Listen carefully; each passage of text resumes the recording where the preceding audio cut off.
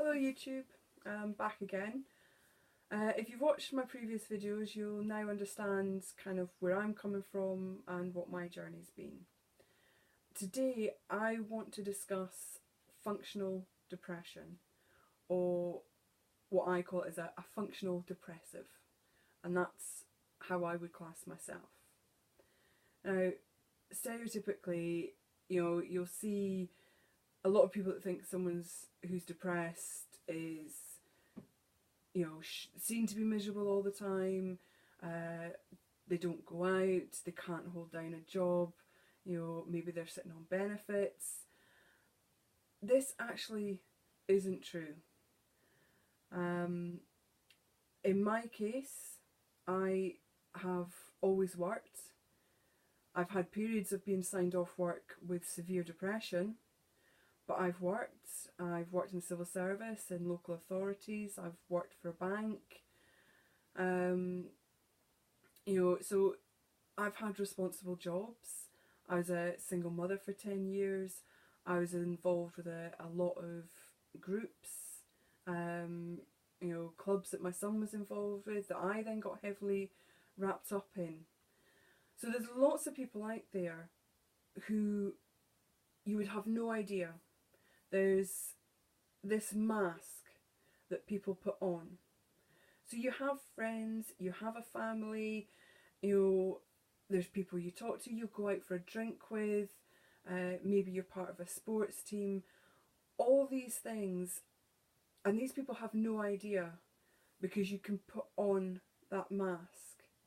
Now, you might remember in one of my previous videos I talked about leaving my son at nursery as early as possible, picking him up as late as possible, because for the few hours that he was with me, I could put on that mask and I could hide what was going on. The time in between, absolutely falling apart. And the same sort of thing would happen, when my son was at school. I would maybe take an odd holiday here and there, not because I needed the holiday, but because I was in such a bad place, I just wanted to sit and cry. And I couldn't do that with him there. Or I would cry myself to sleep at night, but he would have no idea. So there are a lot of people out there that are doing this. Now, even people that come across as a life and soul can be absolutely broken inside. And it's a horrible feeling because you're surrounded by all these people, but you feel so alone and so broken. And what you also have to look at is any kind of groups that are run for people with depression, they're through the daytime. Now, if you're trying to hold down a job, you can't make any of these groups. And, the people closest to you might have no idea, because you keep them at just the right distance. And I know in my case, one of the things I used to do was I would have, my friends from this city, and then I'd have my work friends, and then I'd maybe have my sport team friends. And the thought of them all meeting terrified me, because in my head, they were all going to put the pieces together and just turn around and say, oh, she's just rubbish. Oh, she's not worth it. Now, sitting here in a good place, I can say that's absolute nonsense.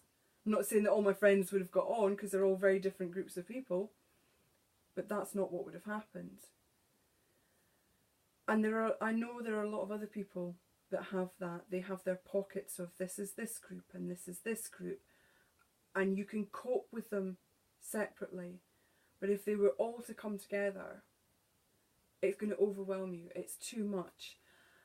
And this is what I'm talking about with functional depression. You have no idea who you're working with that might be at home crying their eyes out because they feel so alone, they feel so down. There will be people, I would imagine, in every office around the world. There'll be someone in every group, every team that is suffering like this. But in their heads it's like, well, wait a minute, I've got a job, I've got friends, I've got family.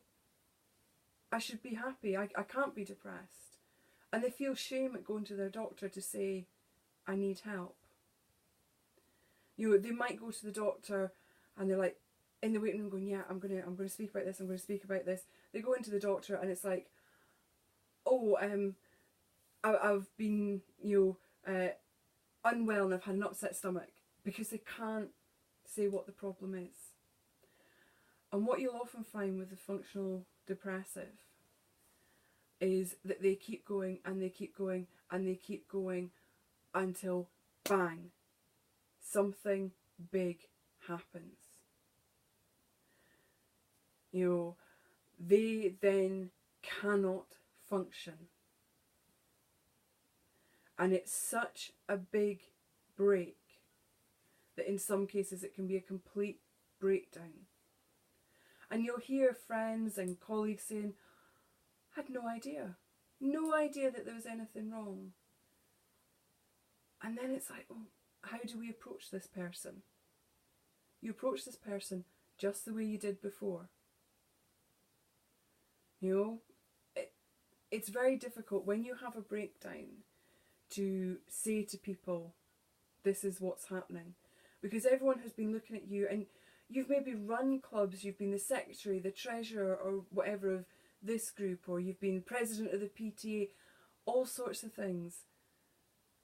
And suddenly you cannot do anything for anyone.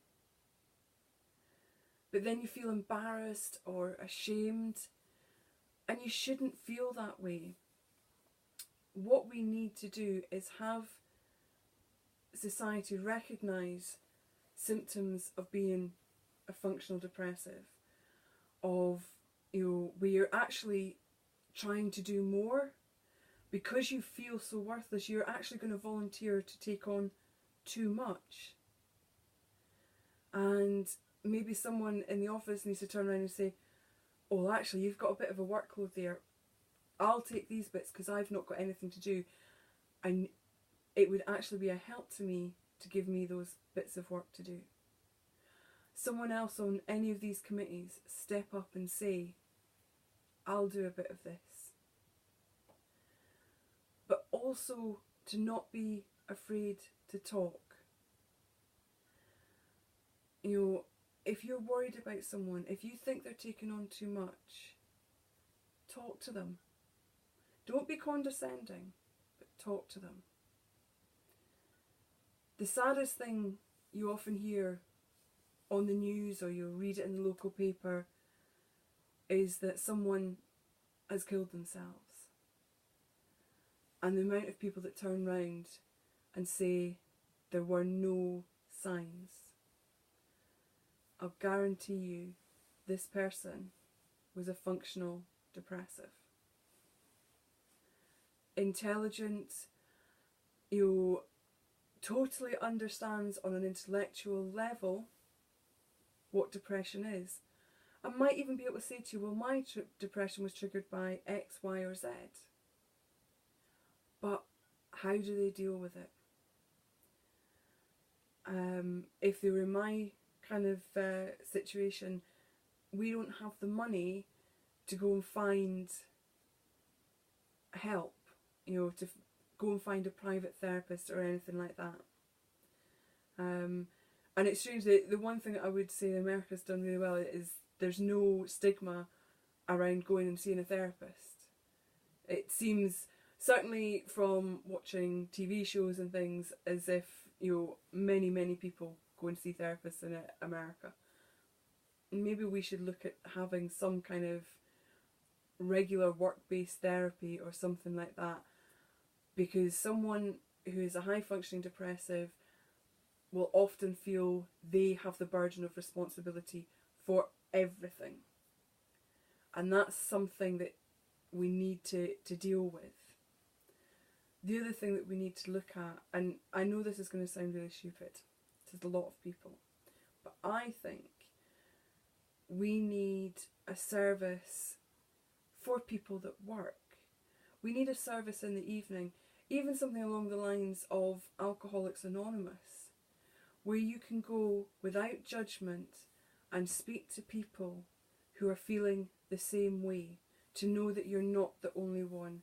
Because when you're in that really bad place, it's easy to think it's me that's a failure and no one else is as bad as me. And that's not the case. It's really not the case.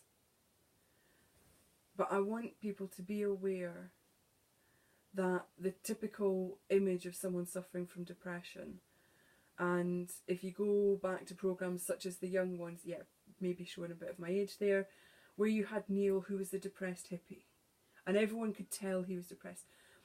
Even in Winnie the Pooh, you've got Eeyore, and Eeyore's immediately, you can identify, oh, he's depressed. But not everyone shows those signs.